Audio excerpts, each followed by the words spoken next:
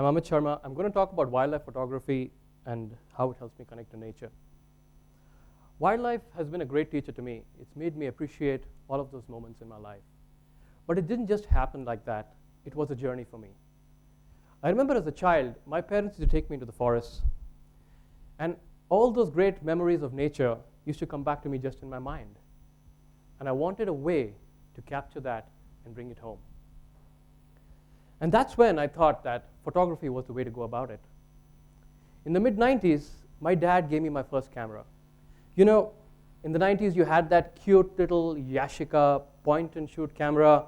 It had a 2x zoom, a built-in flash. It could actually shoot at 2 frames a second. It was so compact, I could carry it in my pocket and go everywhere. And I thought that that was the equipment for me. Fast forward to today, and if you kind of look at the kind of gear I carry, it's pretty obvious that as a geek, I really haven't learned that the world, while it is moving to smaller, sleeker gadgets, I'm doing the exact reverse to heavier equipment. Today, I wind up carrying 30 plus kilos of equipment as carry-on baggage, and I can fool every single airline where I travel on. Every time I exit the airports, I need that long customs declaration form. I need to explain to the customs officer that, yes, this is really camera equipment. So, memories. When I go back, what was my first wildlife image like? That brilliant Yashica camera that I had. Like every Indian, you go into the forest in India, what do you expect to see? You want to see the tiger. No exception. I was never an exception to that rule. So I go into BR Hills. It's a lovely forest near Mysore, and I'm sitting on the machan. I spend an hour waiting, and the forest is quiet, just for the occasional birds chirping away. Tense moments, and I've got my camera all ready. And then I hear the hustle of the leaves, and I see something running. And I look and I see it's actually a wild elephant. My first wild elephant is running right across, goes into the water, is trumpeting away, and I'm having those trigger happy moments making those images. Great. Well done. I come back, get it developed, run to my brother with the perfect image, and I show it to him, and I say, look at what I shot.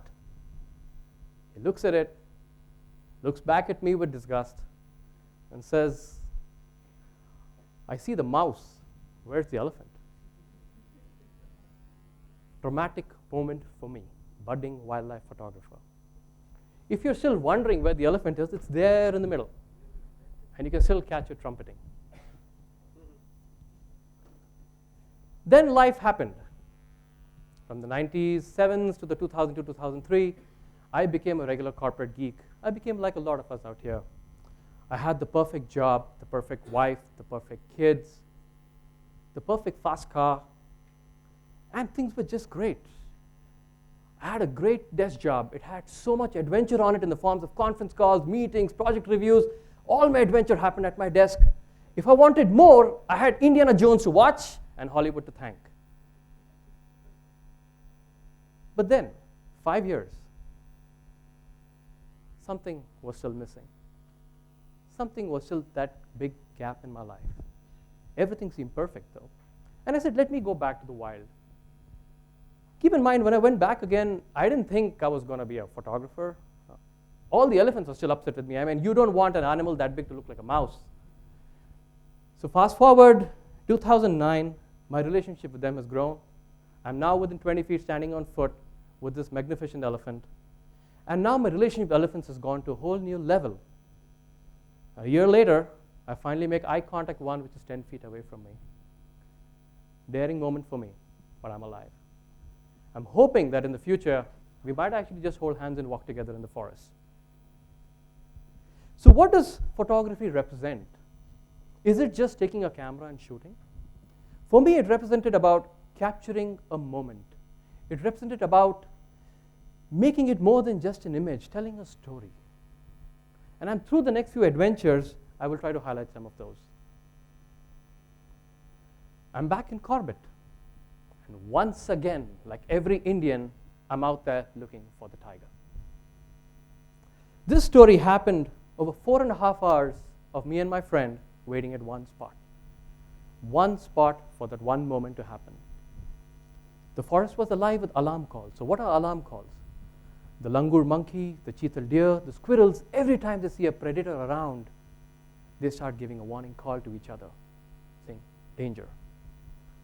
We wait for 4 hours. The calls come for 15 minutes, dies out for the next half an hour. Again happens, again dies out.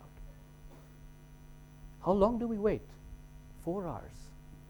And all of a sudden, all that wait, the first moment appears like a blur. Even before my camera can lock focus, I see it's a tiger. It's a tiger chasing a deer. And the deer is running towards us. Fortunately, the deer gets away. Well, I wouldn't say fortunately, because the poor tiger still wanted a meal. It got away. But then comes the twist in the story. If you think that it was over here, you're wrong. A hungry tiger, missing its kill, decides to go back. And look at the background. You'll notice those 2 poor souls standing out there with nothing more than just a stick in their hand. They were the forest staff. It's not the best moment in your life to be standing in a forest, have a tiger hunt in front of you, have a failed hunt, and then come running back. And that's when we realized that it wasn't yet over. We sent a vehicle immediately to rescue those guys and get them back. And there wasn't 1 or 2 or 3 tigers, but actually 4 tigers in that radius of 100 feet around us, planning their attack. And we had those 2 poor souls standing out there. So what did this teach me? This taught me that wildlife is a lot about patience. It's a lot about understanding what actually goes on in the forests. And if you're among those Indians who've been there, always looking for a tiger and not seeing it, maybe if you start connecting with your wild side, you might just start to see that. Another one called Read the Signs, a very odd story, a very different interpretation of mine. It's a simple photograph. There's an elephant behind us. I'm parked in my Jeep 100 feet away, taking those images. It stops. It does something very peculiar. It raises a leg and starts swaying it in a gentle fashion. And then what happens? We drive another 100 feet forward, and it walks the same distance. This goes on for a good 10 minutes, and for the likes of me and my driver, we can't figure out what it's trying to do. And then we realized that all it wanted was a passageway, and my Jeep was coming in the way of its path. And the moment we crossed that, it walked away. So wildlife will have its moments. When you get connected and you awake on your wild side, you will learn to read them a lot better. Conquering your fears. Yes, there are always risks in wildlife, and the closer you get to nature, the more experimental you get. Out of a brilliant moment of brain freeze, my friends and I decide, where do we go? We'll go to Botswana.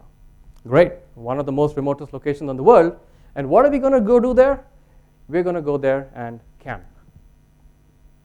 For me, this was the first time camping, and I thought camping is all about, you go there, you'll have a lovely campsite, you'll have a hot shower, you'll have all the comforts of life, electricity, electric fences, a lot of buddy photographers out there to chill out and talk to.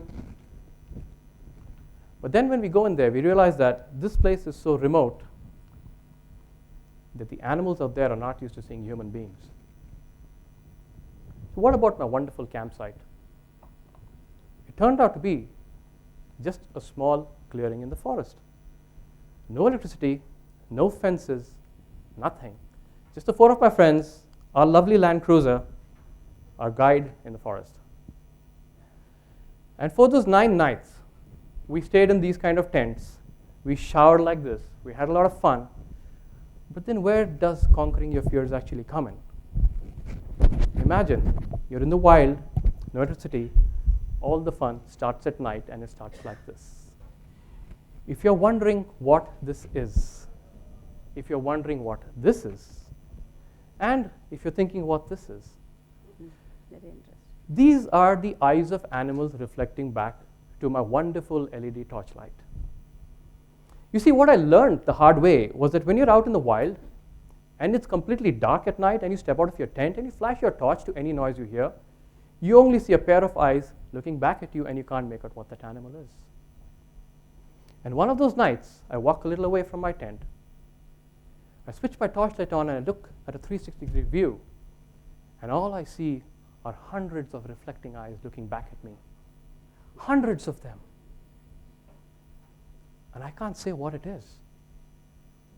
And all of a sudden, we realize then, hey, you know what? It's not so bad. It's just zebras and gazelles and all of them around us. And then I think to myself, what the hell are they doing around us? Because at night, where there is prey, there are predators. And then the chaos starts at night. All hell breaks loose. The animals are running helter-skelter. And I'm still there, standing there with my torchlight, trying to figure out what's going on.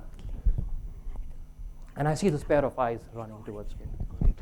This one pair of eyes coming closer and closer towards me. And I don't know what it is. It gets closer and closer and closer. And then I realize, thank God, it's a zebra. Poor guy was blinded by a torchlight. He actually goes and hits the tent. And then the remaining nights was filled with adventure. We would sleep in those small little tents of ours. We would have prides of lions hunting around us at night. We would be doing dinner, and we would have a herd of 20, 30 elephants walk within 50 feet of us and stare at us. I open my tent in the morning and I have a giraffe looking out. I have hyenas raiding into my camp. Well, the camp is technically just a forest, so it is their territory and we are out there. But what was my real moment? When did I actually learn to conquer my fears?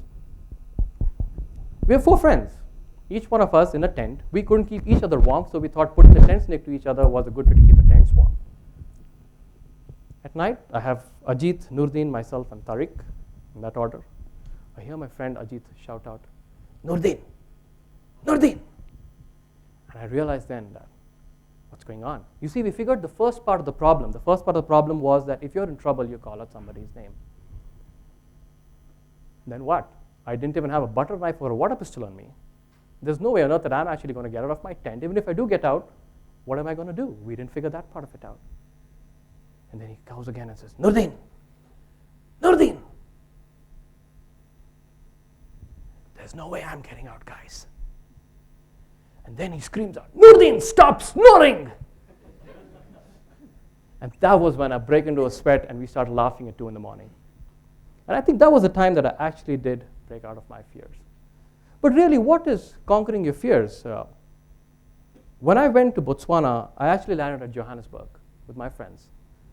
Since we were carrying a lot of equipment, we had to stay there overnight. We called the hotel staff to actually arrange for a vehicle to pick us up. We have armed guards coming, picking us up from the airport, taking us into the hotel with firm instructions, don't even step out with your equipment. We were carrying about $200,000 worth of camera gear.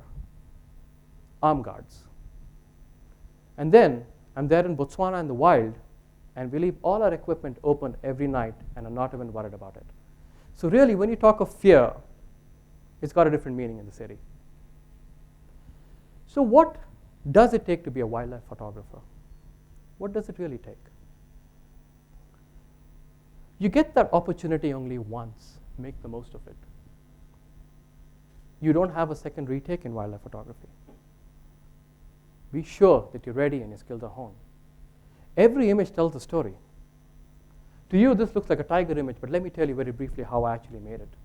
This was in Ranthambore. After 5 hours in the morning of the safari, we are kind of tired. We said, let's take a break.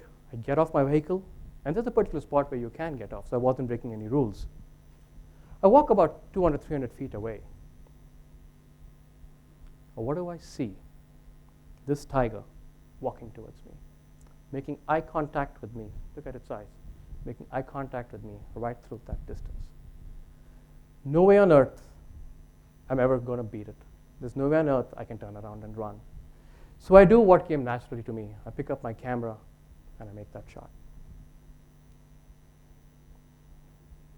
Nature has its moments. You can shoot different kinds of images. You can look at artistic. You can look at documentary. You can be in a chase. You can have an elephant chasing a vehicle in front of you or behind you, and I'm there in front of it. You can be in all kinds of situations. Are you prepared for it? This is again of a rhino chasing me in Kaziranga. So when to start? When do you start? If you're still the corporate guy who has not yet stepped out, As the old Chinese proverb goes, that the best time to plant trees was 20 years ago. And if you miss that window, the next best time is now. Start with your wildlife. Get onto your wake on your wild side. Move into nature. I did that with my daughter. Nothing inhuman, I assure you. She loved the experience of having the lens. She still remembers this moment.